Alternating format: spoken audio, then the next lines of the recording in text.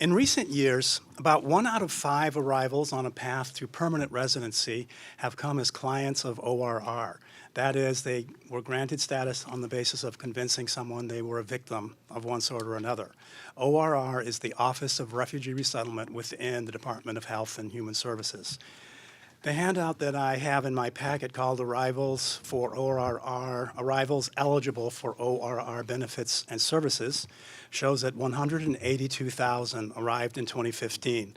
That would be refugees, asylees, Cuban Haitian entrants, special immigrant visas from Afghanistan and Iraq, victims of human trafficking. This handout does not include unaccompanied children, which I add to my subtotal, which is another 34,000 ORR clients to bring it to approximately 1 out of 5 coming here as clients of ORR.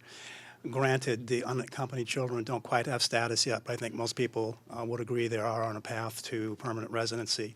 This is the latest data available, and it is out of date today. Some numbers are down, which we will discuss later, but some of these numbers are actually up a little.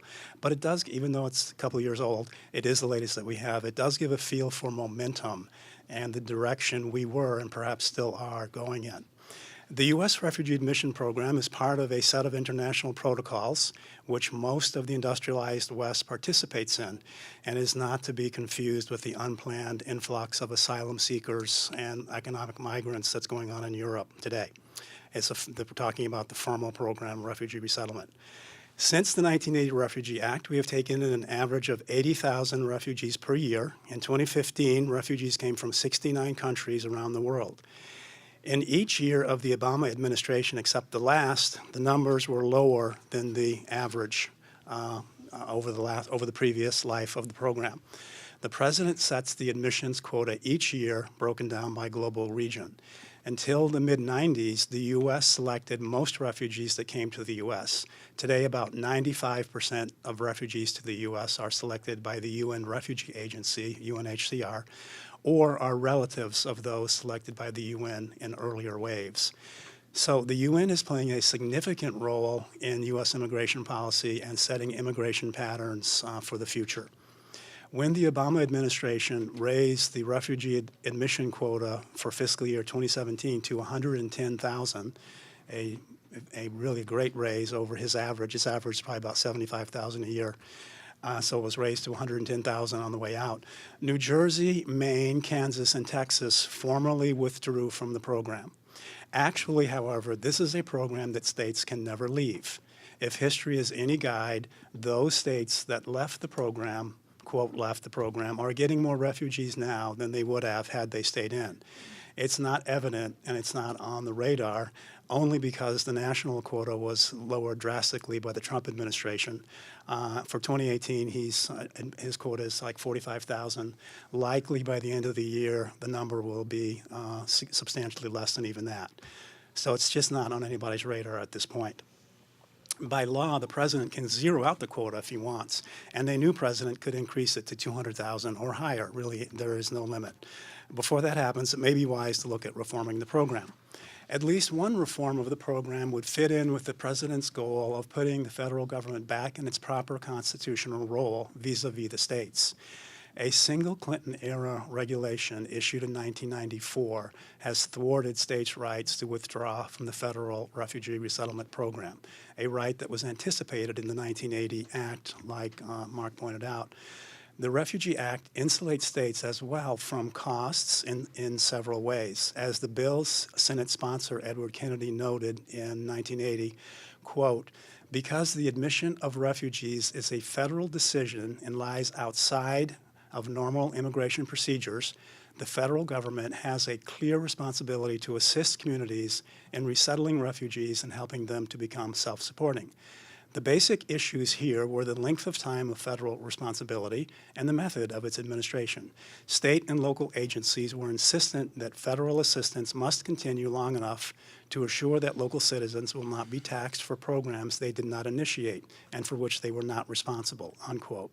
Further, he wrote a little later of the program, quote, the program must assure full and adequate federal support for refugee resettlement programs by authorizing permanent funding for state, local, and volunteer projects, unquote.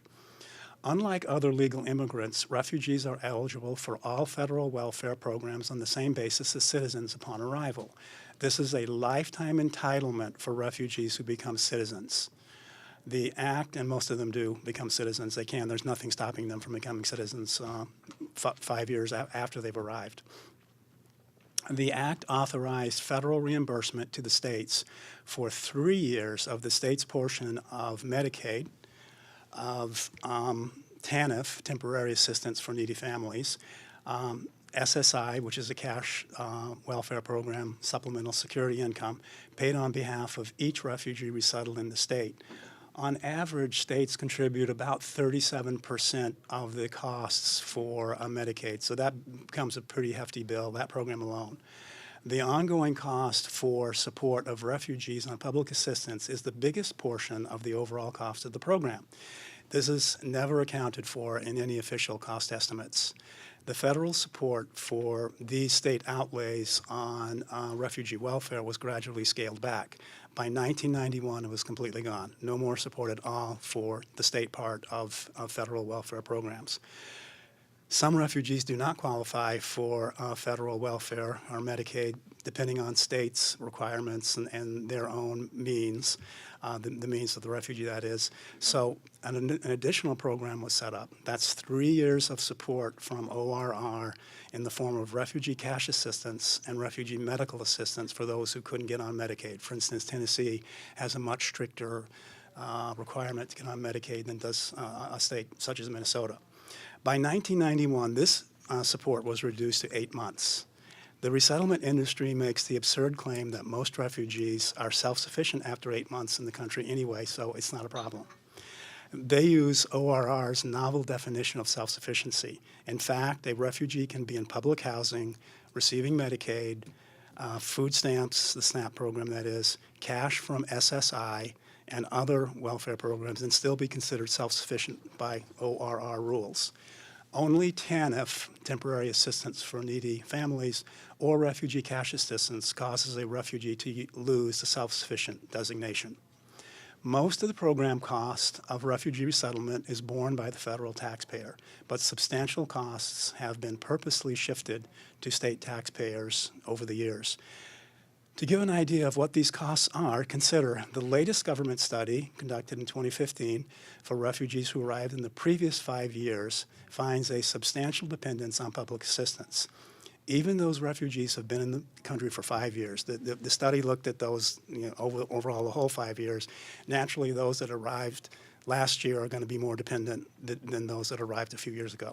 But even those who have been in the country for 5 years, because they sliced it by that category, those who have been in the country for 5 years have Medicaid usage rates at 33%, cash SSI at nearly 23%, food stamp usage at 60%, housing at 20%, housing assistance at 20%, and so on. There is a substantial cost to the state and local taxpayer as well as the federal taxpayer for this program. By the way, traditionally, almost all of these costs were the responsibility of the sponsoring agency. Until the 1980 Act, refugee resettlement was a work of true sacrificial charity, where sponsors and charities committed to maintaining and supporting the refugees with housing and employment, even Medicare, even medical care if needed. Refugees were not allowed to access public assistance.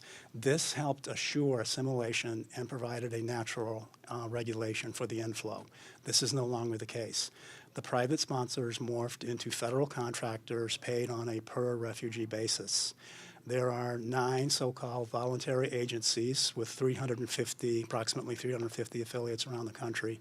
They see their role as merely linking up refugees with social services and jobs. As a Senate report from the late 90s headlined, "Abandoned Upon Arrival." That's basically what's going on here. Anyway, back to the side effects of the cost shift to the states of federal obligations. A Senate report in 1992 acknowledged that the decision to stop reimbursing states for the state cost of Medicaid and cash welfare was causing pain at the state level. quote, some smaller states indicate they may eliminate their refugee programs entirely with such a cut from reimbursements. A consequence of such funding cuts is pressure to reduce the number of refugees admitted for resettlement. The prospect of these cuts has jeopardized the current refugee program, unquote. Likely in response to rumblings from state government about getting out of the program, the Clinton administration promulgated Regulation 300.301 in 1994, allowing the resettlement contractor to continue operations in a state regardless of the state's wishes. This arrangement allowed private contractors to operate independently without any input from state governments whatsoever. It guaranteed that a state could never get out of the program or escape its fiscal impact on state revenues. And it all came about by regulatory fiat rather than by statute. I called about 15 state refugee coordinators to do this paper that I did on state rights in this area.